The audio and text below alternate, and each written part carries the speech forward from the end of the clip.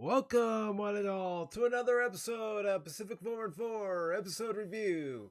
I am your host, Mike. I do want to apologize for that technical issue that I was having. Stupid me didn't change the intro from yesterday's movie review of Zack Snyder's Justice League. Sorry about that. I'm to blame. Because it's a one-man show. But anyways, today I'm going to be reviewing for Pacific414 episode review, episode 1 of The Falcon and the Winter Soldier, which was called The New World Order. And no, we're not referring to the wrestling faction that consisted of Hulk Hogan, Kevin Nash, and Scott Hall.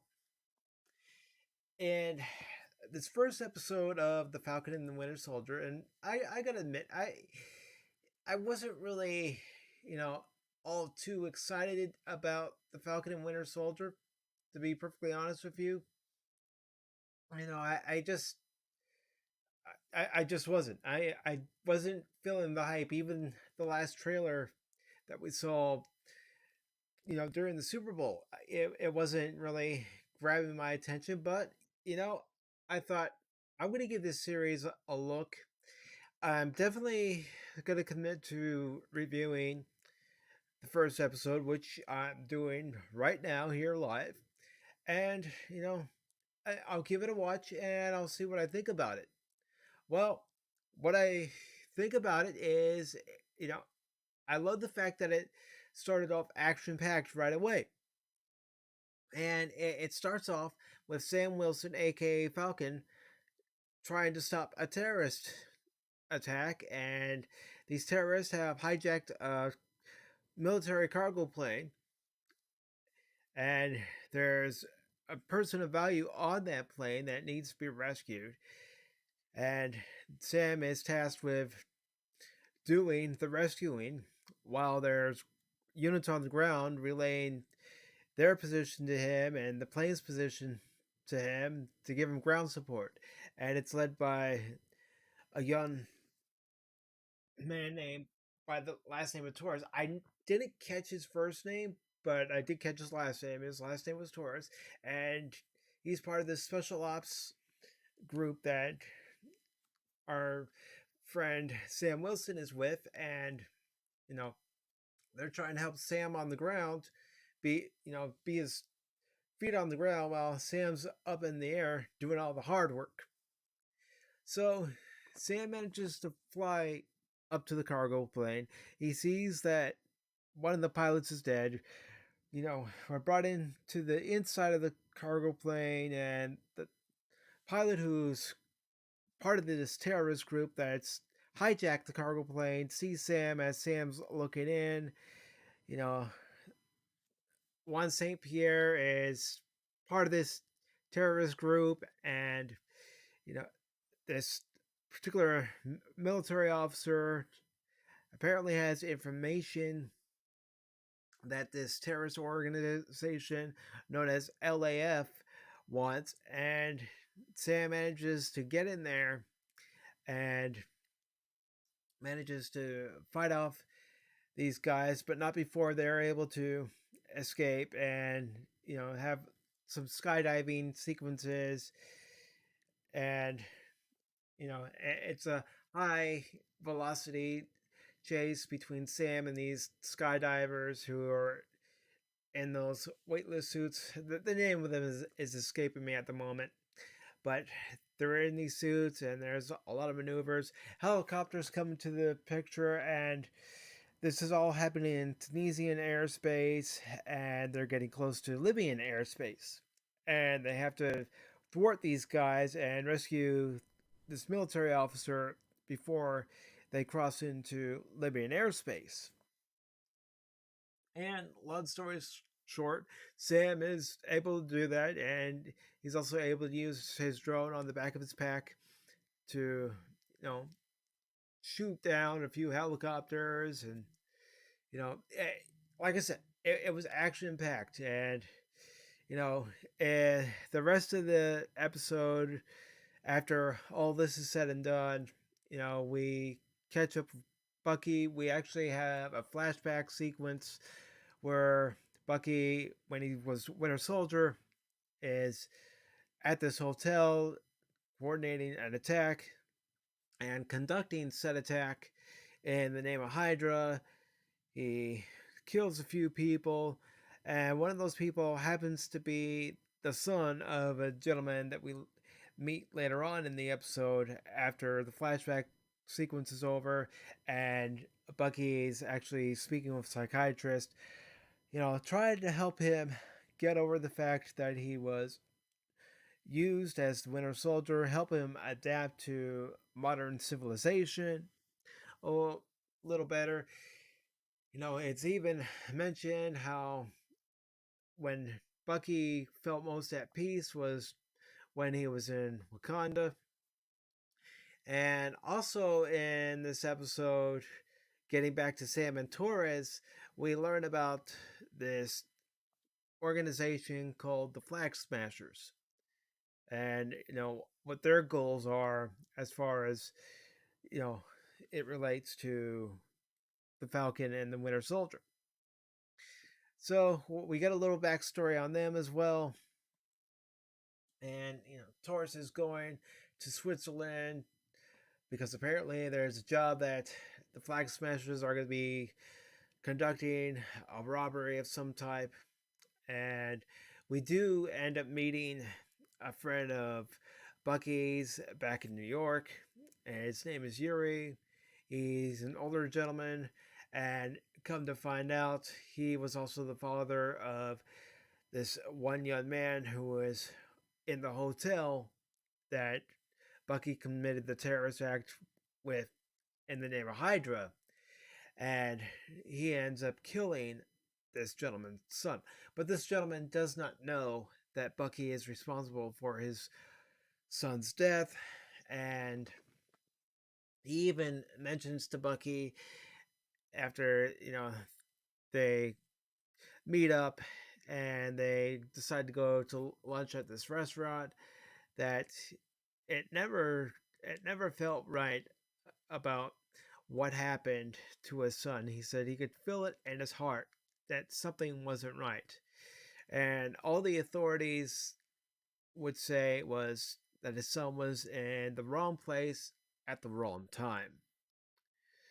And of course, you know, we find out, and as you can see, in case you haven't already seen, and it's just the way I do it. I do give spoiler reviews when I give my reviews, so I know this might be a little too late to some of you, but just, you know, so you know, for the future, I do tend to give spoiler reviews.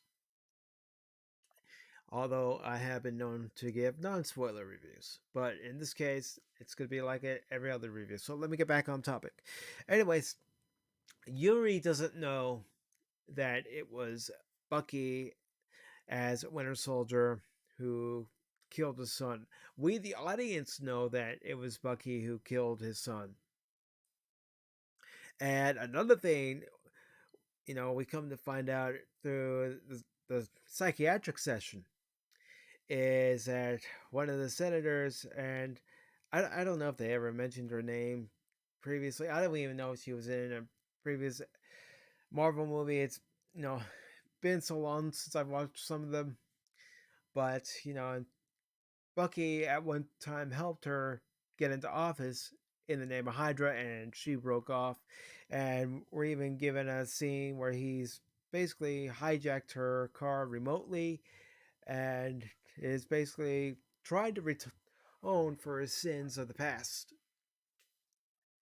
So, you know, one of the other things that they touch on in this episode is, you know, Sam going to Washington, D.C. at the Smithsonian because they're donating caps shield to the Smithsonian, and even early on in the episode, we hear voiceovers of Sam and Steve, and Sam telling Steve that he feels like the shield belongs to someone else, and Steve telling him it doesn't.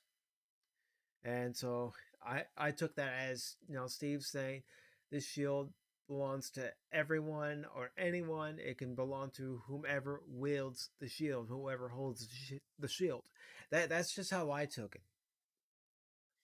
And you know, we come to find out that you know Sam's sister has been running the fishing charter that was started by her and Sam's mother and father, and she's barely keeping it afloat, no pun intended, but barely keeping it afloat. She's having to take out loans, and she mentions how difficult it was to do a lot of things for the family business while Sam was gone those 5 years after the snap. So again, this series, just like WandaVision, is dealing with, you know, people reconciling with what happened during the snap and trying to readjust, after the snap. And from the time frame that we get from a line of dialogue between Sam and Torres when Sam's working on his drone, he was saying, he's been working for the Air Force for 6 months. And another way we know that that's true is not only is he at that ceremony wearing an Air Force uniform, but also Rhodey is there. James Rhodey is there, also known as Iron Patriot. So it was nice to see Don Cheadle once again reprising the role. And, you know, speaking of, people who were in this, you've got Anthony Mackie as Sam Wilson, Falcon. You've got Sebastian Stan as Bucky Barnes, Winter Soldier, and then of course Don Cheadle returning as James Rhodes, Iron Patriot. So it was nice to see those three gentlemen, and it was nice during that scene at the Smithsonian. There was just a scene between Rhodey and Sam, and Sam's even telling him what we heard in the beginning of the episode, where he doesn't feel like he was worthy of, carrying the shield. So that's why he donated it. And as they're walking through the Smithsonian, as you would expect, there's different memorabilia relating to Captain America, Steve Rogers. And, you know, James pretty much tells him, we're going to figure this out. It'll all get figured out. And there's even a senator who thanks our friend Sam Wilson for donating the shield. So, getting back to Sam and his sister, they're debating back and forth as to, how to keep the family business afloat. And again, no pun intended. And, you know, Sam talks about his nephews. We actually see his nephews saying how, the last time he saw them, they were just babies. Then, he comes back from the snap. They're young men. And, you know, Sam's sister mentions how, like I said, how hard it was to try to keep the family businesses afloat, with Sam being gone. Having really nobody to lean on during those 5 years because half the population was gone. So even if there was someone that you could probably lean on, well, that person was gone due to the snap. And, Sam is frustrated too because he wants to keep the family business afloat. So, they're kind of at odds as to how things should be done. But Sam doesn't want to give up. And his sister really didn't want to give up either. So Sam suggests, because their family has a long customer based history with the bank, that they can get a loan. And of course, they go to get this loan, and the banker there at the bank, all he was really interested was getting a selfie with Sam because Sam's one of the Avengers. And, he gets that selfie, and then he denies Sam and his sister the loan because for the past 5 years, Sam hasn't had any income. Well, what do you expect? The guy's been gone for 5 years because of the snap. Blame Thanos for that. But, anyways, Sam has his things that he wants to do to try to keep the family business going. And of course, Bucky's trying to atone for his sins. Meanwhile, the Flag Smashers are in Switzerland and they conduct a robbery. Torres is there infiltrating the group undercover. And, well, things don't quite go well because Torres tries to intervene after going undercover. And of course, he gets taken out and kicked in the orbital.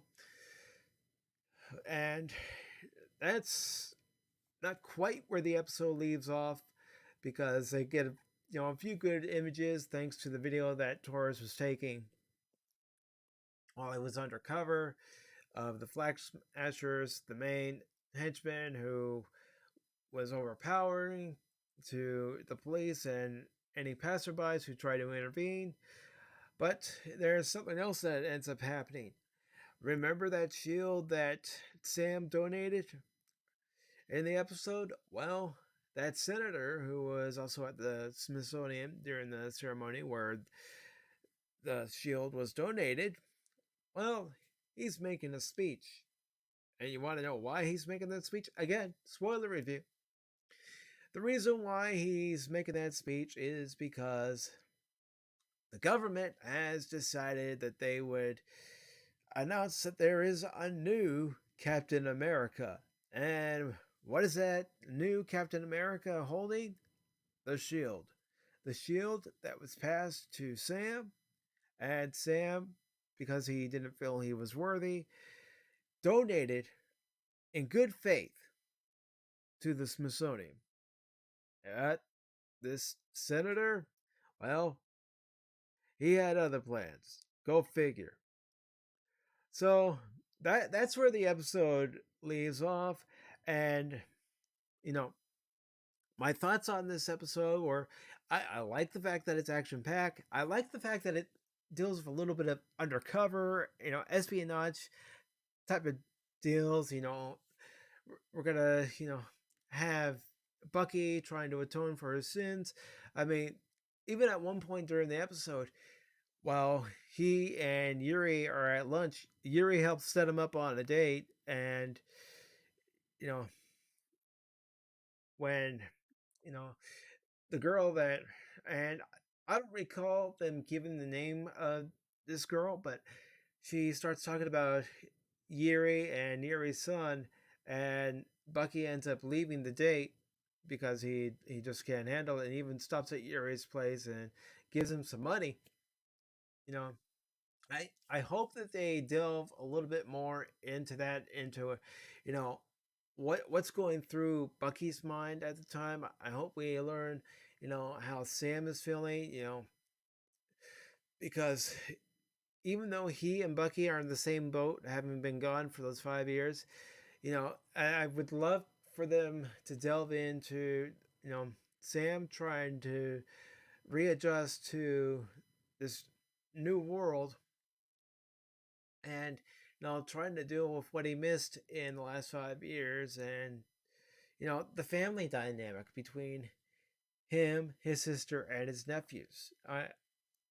I I like it when a series does delve into that and gives us a little backstory, where these characters are coming from. I mean, especially you've got one character who's been through a whole lot during 5 years in the Marvel Cinematic Universe, and then one character who, thanks to the reverse snap, finally returned with so many others. after those 5 years. So I hope they delve into a little bit more of a backstory for both Sam and Bucky. And of course, we're going to learn more about the Flag Smashers. Do they have any sort of link to Hydra? And what else the series has on to unfold? So I will probably end up watching episode 2. I don't know at this time if I'm gonna be doing my review of episode 2 on Friday or if I'm gonna do it next Saturday or Sunday. But I'll keep you all posted on the Twitter page, the Facebook page, and on Instagram. So all in all, I I did like this episode so far. I don't hate the series. I don't love the series.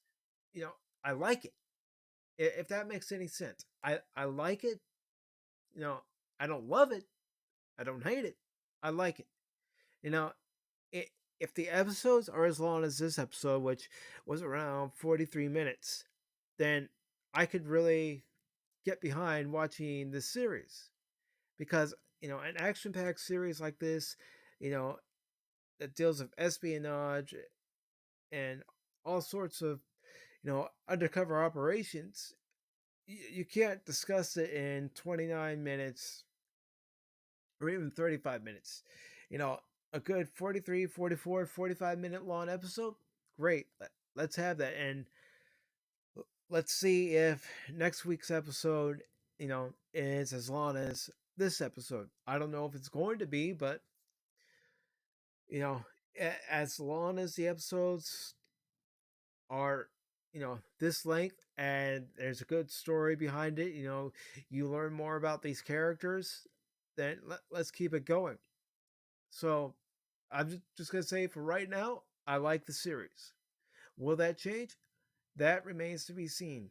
That's completely up to what the writers and producers of this series have you know written out and filmed, and eventually we'll see it released week after week, for however many episodes the show's, been scheduled to, have, whether it be 9 episodes like WandaVision or, 8 episodes like Mandalorian.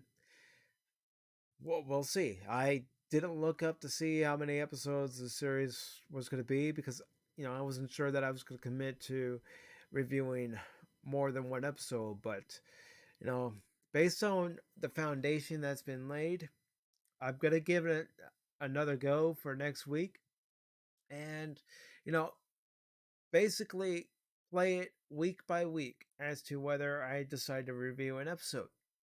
And again, I'll keep you all posted on social media as far as what I'm gonna be, reviewing. I am still working on my season 1 review of the Orville.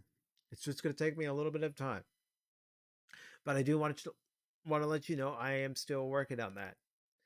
And of course, in almost 2 weeks, it'll be the 2021 season for Major League Baseball. I will be doing Chicago Cubs recaps for the third straight season, and I am looking forward to that. So, there may be a thing where I might have to reschedule when I do my live reviews because it may or may not conflict with doing recaps after each and every Cubs game for the box score.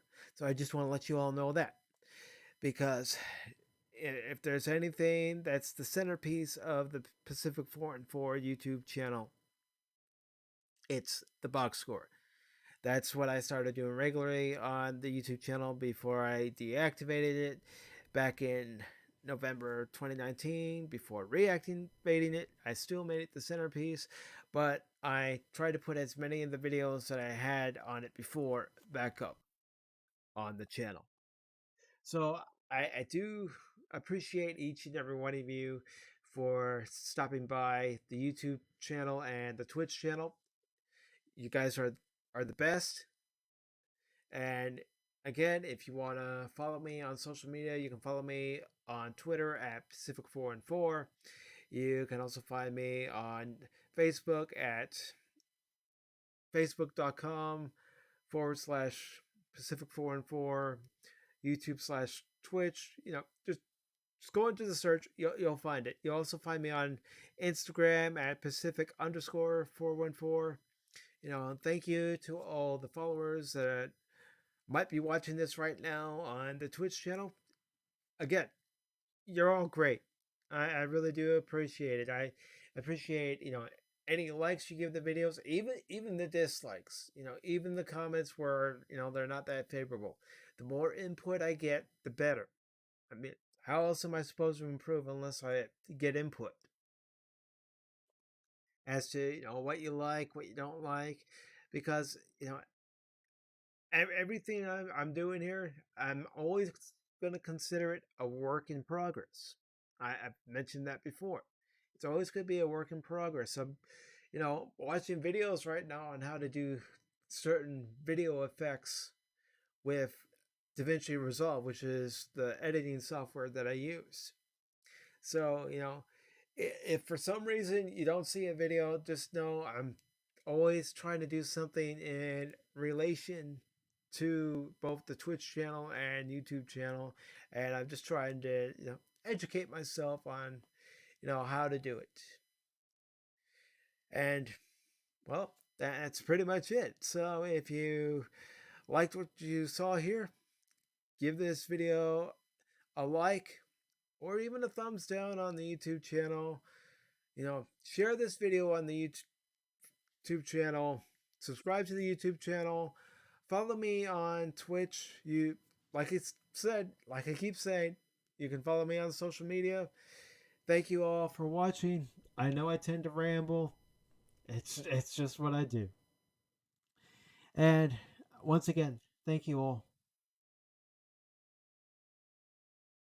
And I will see you Sunday for Sunday Night Frontiers.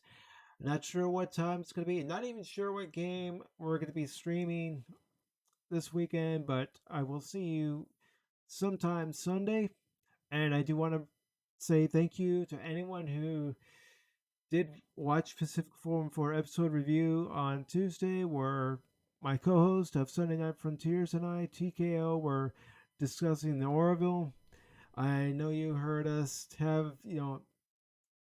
our different points of view, and that's perfectly fine. That's part of what this channel is. It's, people expressing their different points of view.